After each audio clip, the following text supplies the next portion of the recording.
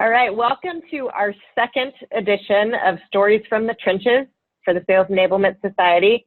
I am your host, Juliana Stancampiano, and I am here today with Chris Kingman from TransUnion, and he is the Director of International Enablement, which we were just having a chat prior to doing the recording, and I said, you're going to have to explain to us a little bit about the role that you've had and how you ended up with that title, because that's not one that I run into every day. So Chris, welcome to the show. Thanks so much for being here.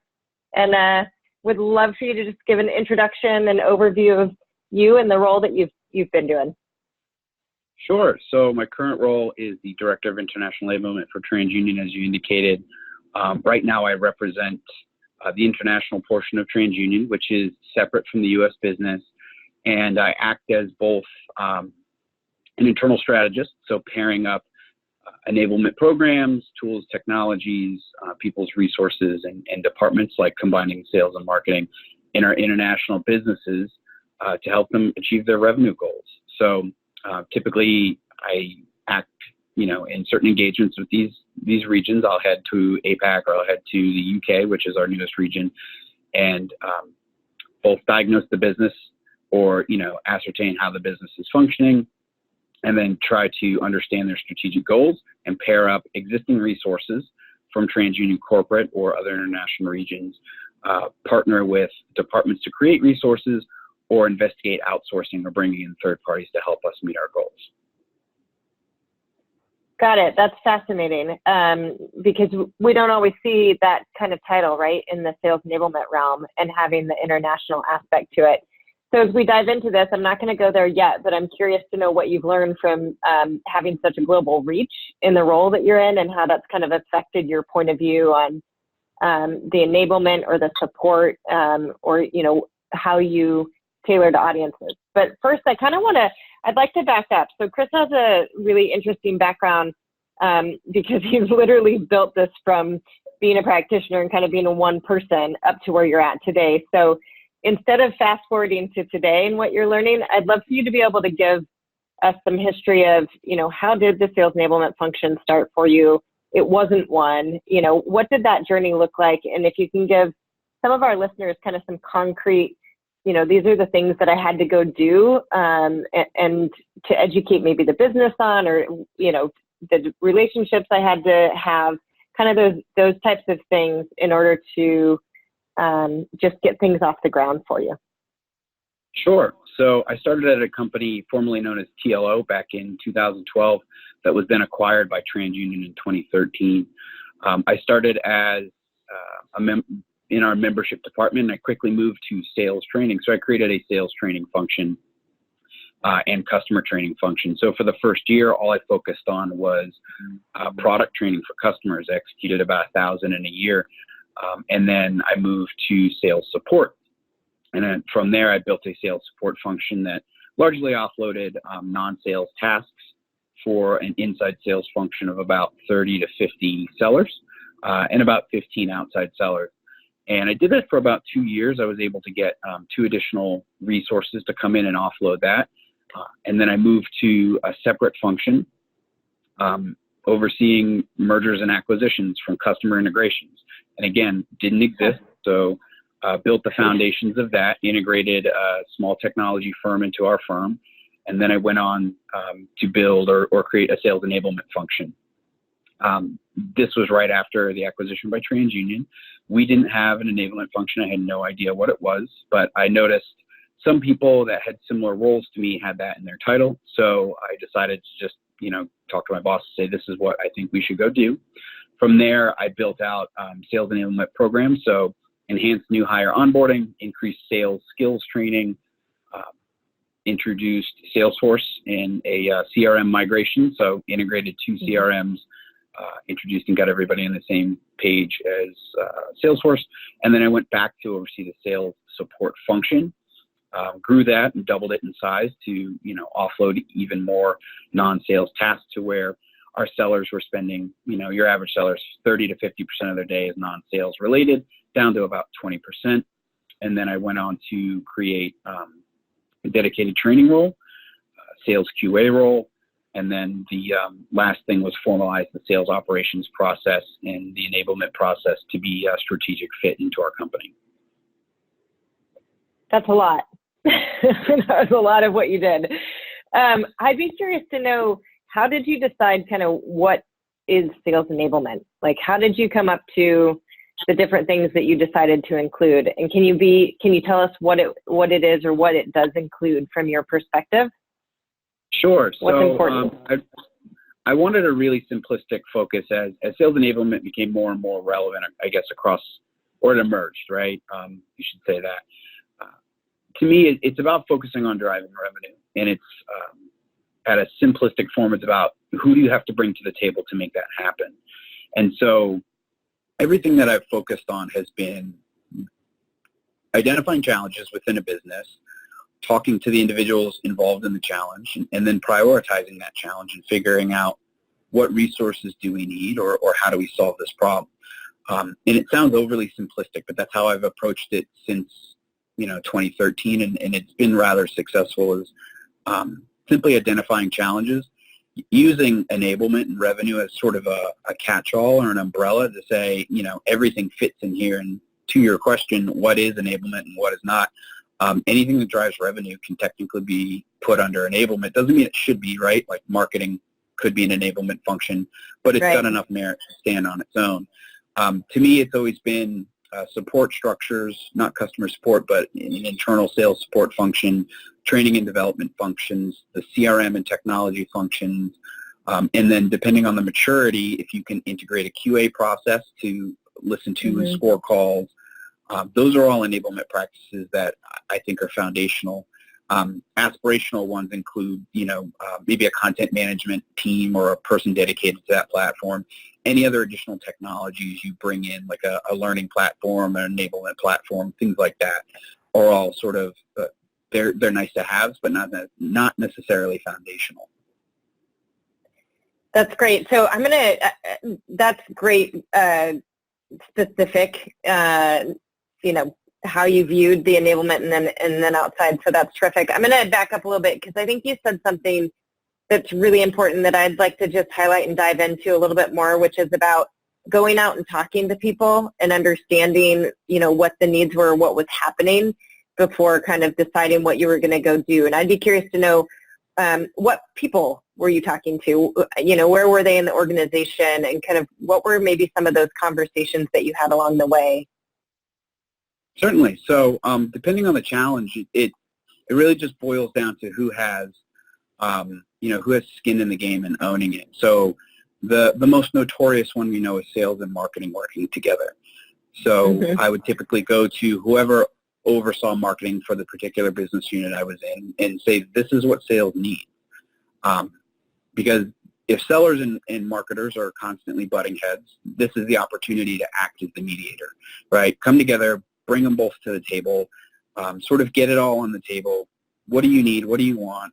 Let's bygones be bygones. You guys never work together. That's fine.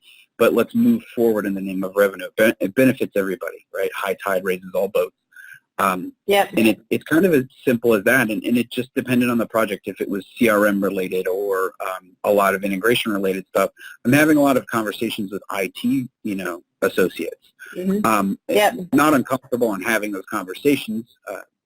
But certainly, some enablement practitioners may not have an IT background or a deep knowledge of these things.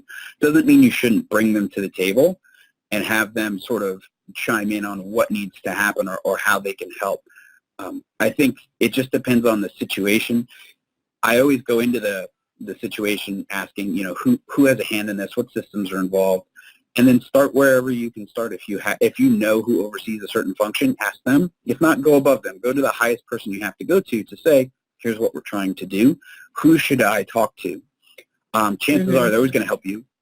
And the other thing is whoever comes to the table, they may have their prejudices. They may have their arms folded up when they sit down for the first time. But eventually, once everybody gets that out of the way, people are usually very inclined to help you. And it's sort of a large portion of my job, and I think one of the things that's helped me be successful is my ability to mediate these conversations and just get it all out, get it out on the table there, so all the frustrations are gone. and then start to build and start to work towards actually growing or improving. Yeah, that's great. We've talked a lot recently about being facilitators, right, of the conversations that need to happen to get to a solution so that you can keep running faster and help the sellers. Versus, I think that's exactly to your point that you're making. You said another thing that I want to hone in on now, and this is around what sellers need. And I'm curious, from your perspective, who decides what sellers need? That's a great question. So I like to ask, when I go to sort of diagnose, which is the term diagnose, or just figure out what the business needs or what they think they need, I like to ask sellers. I like to ask non-sales people, so people that are tied to the sales process, maybe a support team, maybe a billing team, and then sales leaders. Everyone has a different interpretation of the problem, and usually the more people you ask, the more information you're going to get on a challenge or a problem. If you know your business well enough, you'll be able to distill down what the real challenge is. So if a seller says the leads aren't good or we're not getting enough leads, well, that's one opinion. Marketing says they're supplying leads. That's another opinion. And then sales leadership chimes in with, well, they call the leads once and then they move on. Okay, so what's the real problem? The real problem is they're not putting in the effort to actually work the leads. So you put in, accountability measures. You explain, here's why you won't get more leads. Bring everybody to the table, inform them of, this is the solution that we've come up with. No one's to fault. Let's move forward and let's fix it. And it's usually based on those conversations that the people involved with the problem usually have a portion of the solution. They may not have all of it, and you need sort of all the buy-in across the board to get it to stick. Yeah. So in my mind, this is such a critical aspect of figuring things out so that you can enable to move the dial, right? And you can't just go to one audience, exactly to your point, and listen to them, because they're going to have a portion of what the challenge is, but everybody's going to have their different perspectives. And what I like about it, and I think in part is what you're saying, and we do this, as well, it's you look across the patterns, right? So normally there's some patterns that stick out in those conversations that are the same versus the nuances that are different, and then try to kind of hone in on what those are and move those forward, which I think is super critical. And we just, from my vantage point at least, we don't see people doing that nearly enough. We see a lot of one-sided points of view, and that's something that always really irritates me. It's well, says who? Who said that exactly? And was it a seller? Was it a sales leader? Was it somebody that supports them? Or was it somebody that just has an opinion, right, to your point? Lots of opinions can be running around. So I'm curious, as you've been doing this, can you talk a little bit about how you have measured the value of the sales enablement that's been happening at TransUnion that you've spearheaded? Sure. So I think the go-to yardstick is revenue, right? You're always going to want to look at revenue, and at a high enough level, you can certainly equate improvements in revenue or revenue attainment to sales enablement activities. But when you want to get a little bit more granular, there's a serious amount of benchmarking you need to do. I would say, and it's been difficult because each individual region in the international portion of TransUnion operates separately. There's not a standard operating model for all of them. So benchmarking is a little bit difficult, and then you have disparate systems, et cetera. But in a perfect world, you would establish sort of revenue baselines, opportunity baselines. You would establish your KPIs, your metrics, and then you would butt those up against the sales enablement calendar or a programs calendar or anything that would influence or upskill or train your people. And then you would look for sort of periodic improvements that kind of match along your sales cycle. So if you introduce a 5-part advanced skills selling series and you have an 18-month sales cycle, you're going to want to look at origination dates of opportunities versus close dates. Are they getting shorter? Are they the same? And is your average deal size going up? You may not know till 18 months later. In which point, the other thing I look at or try to look at is you measure anecdotally, get feedback from people. Not say, did you like it, yes or no, but what did you take from this? How have you used it? testimonials go much farther, right? Especially when you put somebody through a program or training and they emerge on the other side and they're able to demonstrate it. That's usually a pretty good indication that it's stuck. Because you can stand and lecture to people, but the real proof is can they do it, right? Can they articulate it? Can they practice it? For those that are in like field sales or outside sales, and if your manager understands the program you went through and then they observe you doing that out in the field, it's a good sign, and it's certainly an indicator that the training and the enablement approach there is sticking. It's not a clear cut. You made your number or you didn't when measuring sales enablement. I actually posed this question today in the forum of just how do you measure success for your groups, and my guess is it's going to be if 100 people answer, it's 100 different answers. But I think it all boils down to collecting feedback from your leaders. You should always be talking to your sales leadership or your executive leadership and say, what does good look like for you? What do you think good looks like? There can be standards, there can be industry benchmarks or things like that, but it all comes down to what works for you and what will represent a positive investment, let's say, for you and your team. Terrific. Yeah, that all makes a lot of sense. I think lecturing hopefully is going by the wayside, especially for salespeople. I don't see how it's super effective. Never. I know that my college experience could have been better if I was lectured at a little bit less. I'm curious to know, so there's a lot of people out there, and we've seen this a lot, within Sales Enablement Society, where sales enablement is a brand new thing that's happening, right, in somebody's company. And they always want to know, what do I do first? Because I think we can all appreciate, you hire somebody to focus on this thing, and they're probably just overwhelmed with everybody's needs of, please help me first, please help me first. So where would you suggest that people focus first? Sure. So I would say if you hire a lot of sellers, like maybe you have a high turnover rate, which is unfortunate, or you're growing rapidly, I'd say new hire onboarding is a surefire bet, right? I can't quote a specific statistic, but I'm pretty sure the majority of companies haven't nailed new hire onboarding, so a good program is always warranted. The second thing would be if you don't have a CRM, that would be another great sound investment. There's, I'm sure if you asked a crowd of 500 people, a couple of people would raise their hands that they are still using Excel spreadsheets to maintain their customer records. It seems crazy in today's world. Yeah, and not only the risks of it, right, but then you can't leverage all the amazing enablement sales platforms and technologies and MarTech to reach these people even more and more. Those are two of the areas that I focus on immediately out the gate when you enter it. And then the third I would say is what is the responsibilities of your sales leadership? So focus on developing them into coaches if they're not coaching, or how you can better enable your sales leaders. If you have sales leaders that are closing on the phone, you don't have sales leaders, you have, senior sellers. So scaling them back to develop their people and sort of instilling that growth mindset. Now, assuming all of that exists and you join an organization that really just needs fine-tuning versus foundational stuff, I recommend interviewing as many sales leaders as you can get a hold of, executive sales leadership, so an SVP or a VP, some of the sellers, and just really ask them, what's preventing you from being successful, or what do you think our biggest challenges are?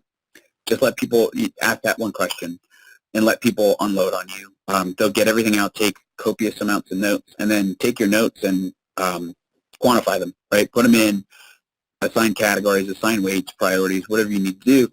There will be themes that will emerge consistently across what everybody's telling you. Back to my previous point, everybody has just a certain view of that challenge. This is a great way to get multiple, viewpoints of this challenge and kind of step outside the box, or as a newcomer, look at it and say, okay, here is the problem. You guys have all indicated this is a priority. Here's what everyone is saying. Here's what you think can fix it. And then sort of conclude your own, solution to the problem. One of the great things about that is, people in the business, they know what the problems are. They just don't have the time to solve them. Nobody goes to a business and usually says, well, these problems exist. Let's just live with them. Everybody would improve if they could, or if they had the resources to. Yeah, I think that's a great point, to talk about as well. It's like, rarely does somebody walk into work every day and like, how can I make this a bigger problem, right? It's like, exactly to your point, it's more of a bandwidth thing, and it's like, yeah, I know these exist, but like, look, here's all my priorities, that I'm trying to get through, and everybody's got those on their plate. And so, again, I think what's interesting is going in and understanding kind of the lay of the land first is what I heard from you. Where are we today? What does it look like? What is going on? Because a lot of times I think that even if sales enablement isn't a function per se, there's typically sales enablement happening, right? And so it's kind of understanding, well, what is happening and who is doing what and where does everything lie, and then going out. And I love this that you've said a few times now, talking to sales leadership, talking to sellers, talking to all the different audiences, taking all the notes, looking at where everything's at today, looking across all the notes and the patterns that you're finding, and then start to really kind of hone in on where do you start, where you're going to provide, the most value in probably the shortest term. Because I think the other thing that we've heard from some of these interviews is having a short win from being new to sales enablement can provide you, what you need to keep going and to then eventually try to get some additional funding or whatever. And you've talked a little bit about this, so I kind of want to jump to maybe more modern day, Chris, today. You've been able to get that funding and to start hiring more people. So what was that transition like for you, and how did that start happening? Sure. So I'll cite the sales QA function that I built. It happened to be that as an enterprise, we had a call recording system that was used at a different business unit, and I brought to the business that I used in the U.S. So I talked with the people that owned a QA process, and coming from the industry that I'm in, we have a lot of compliance, right? And so I took their compliance-based program and sort of turned it sideways and put a sales spin on it. So rather than screening calls for compliance purposes, which we did, what I wanted to ensure was an organic sales conversation was happening. So all of these calls that, I guarantee you and I still get of, hey, Juliana, how's it going? Just what's the weather like wherever you are? Those are nowhere to be had anymore in that particular business. And we put together a system to stamp those out. And so on the side of my desk, I got this technology installed. I started screening calls. I created a simplistic scorecard and evolved the scorecard along with my sales leaders, and I would continually meet with the leaders to say, okay, what's a good call? What's a bad call? Let's create a scoring system. What do you want to hear? What don't you want to hear? What's a red flag, right? All of the things that you can Google. You can Google these things now, but we sort of just went through this conversation. The reason I'm so adamant about sitting there and talking to people, and whether you like meetings or not, you get their buy-in and their input into the process. Yeah. So when you have something stood up and ready to go, it's not originally yours. It's just a collection of everybody's feedback, and they're already bought in. And it makes it a lot easier to sell this. So we stood up this function, and it started with myself listening to one call per inside seller per month. We proved the value. We used it as a coaching tool. We used it as a standardization of quality tool. It gave us a really good idea what was happening on our customer calls. A lot of things that we coached them to do one thing, but they were doing another. It's all eye-opening stuff. And all through the whole process, I would do a quarterly update saying, here's what we've seen in this QA process. Here's what we're going to do. And when your 2-year, 3-year planning process comes around, or your budgeting core comes around, eventually once we proved the value of it, we had buy-in across it. It was necessary, but necessary to invest into scale. We put in the request for a person. Took some time to hire somebody, but eventually we proved it so valuable that we then hired a person on. And as that grew and as they scaled, and we hired a very talented guy, we added 2 more people to where it was now sort of what your industry standard is you look at your previous month's call volume and you try to get 8 to 10% of that projected for the next month to listen to. So now we're getting 12 to 15 calls per seller. Now the scorecard is very elaborate and built out. And it's a lot smarter. Yeah, it's a lot smarter. It's a lot easier. And now they just invested in the technology to pre-screen the calls, to tell them which ones are the priority ones to listen to. And the training impacts have been amazing. The ability to share a call with somebody and say, why did you say that? What were you thinking? What was going through your head is amazing.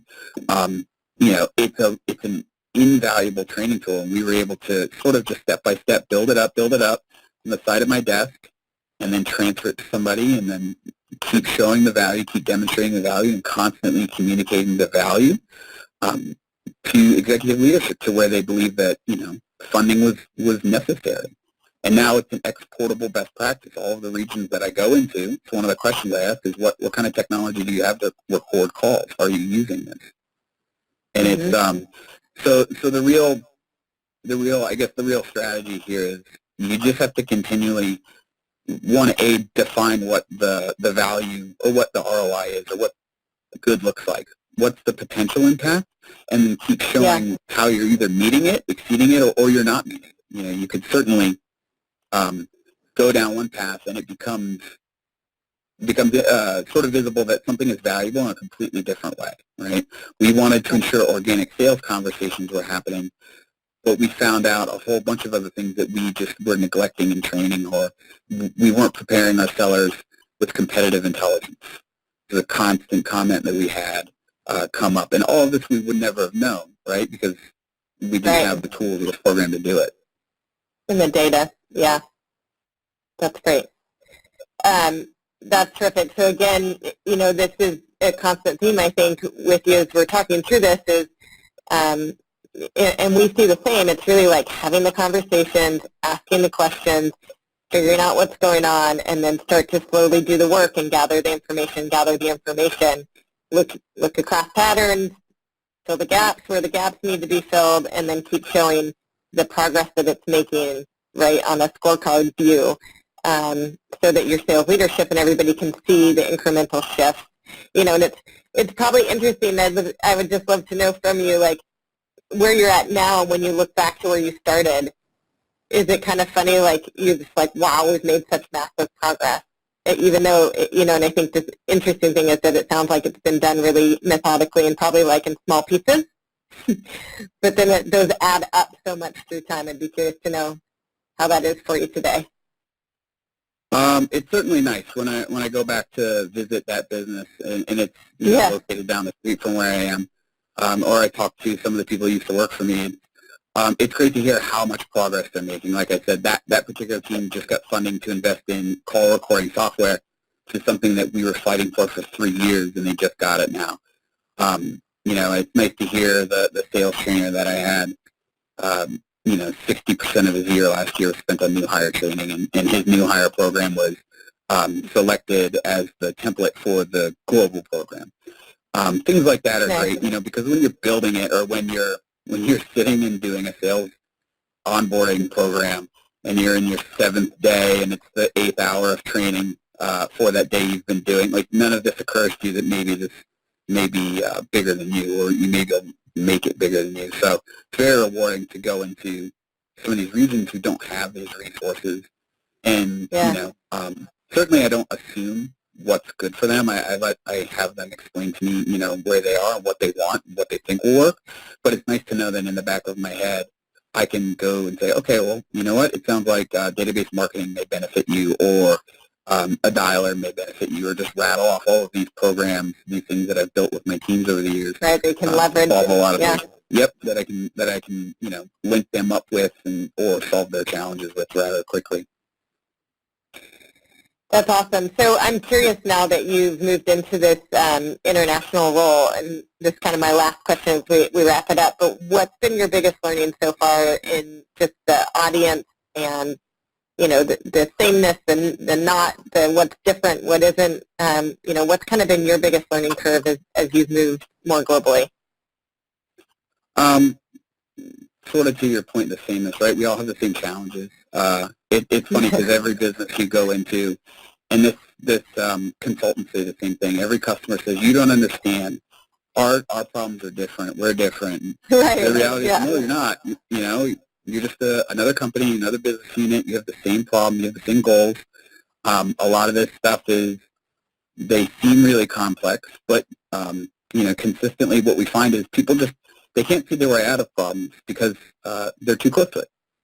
And that's it should be viewed as a positive thing, right? So I think the real benefit from having sales enablement is you can have somebody come in and sort of step back and be an internal third party to look at a problem, select multiple perspectives, and really solve the challenges. I think one of the things, and I'm going to repeat it, one of the things that I've learned, or at least cemented in my brain, is just talking to people actually really solves a lot of problems.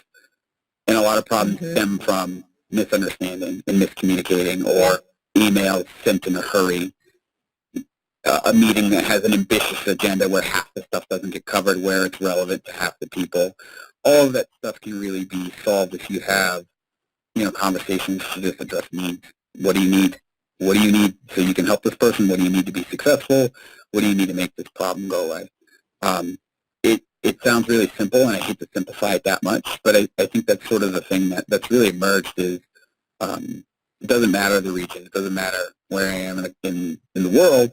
I can sit down with a sales leader. I can sit down with anybody who represents, a support function, and just talk to them and hear their challenges, let them vent, and then we go solve the problem. And it's sort of it's a nice universal language.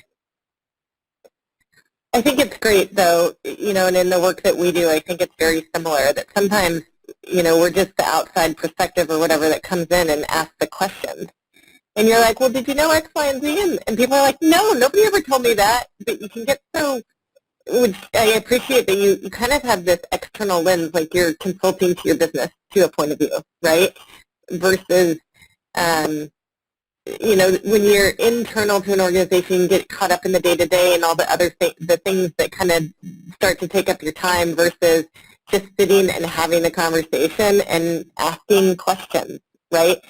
And you're right, it does seem so simple at the end of the day, and we get told that sometimes. It was like, well, I could have done that. And I'm like, yeah, you totally could have done that.